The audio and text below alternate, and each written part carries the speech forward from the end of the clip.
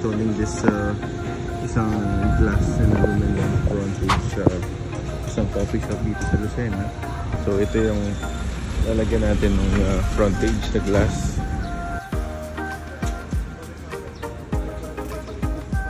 Kung mapapansin nyo, ito yung team ni client, which is parang blue team. Nag-match naman talaga siya.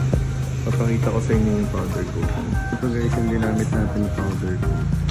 Kung i-zoom natin, i-close up natin. 5 colors yung ginamit natin. Green, blue, or blue, black, and may konting red yan.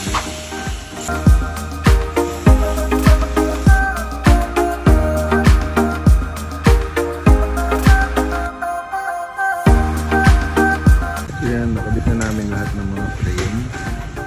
Ngayon, kinakabit naman natin yung snap-on base with cover. So may cover dito. Dito yung glass sa dito. Sa ipit sa dito. Sisilat natin yung side. Ayun, bali, tinatapos na lang natin yung mga snap-on base with cover. So balikan natin to install the glass in the door nila. So yun guys, balikan ko kayo bukas.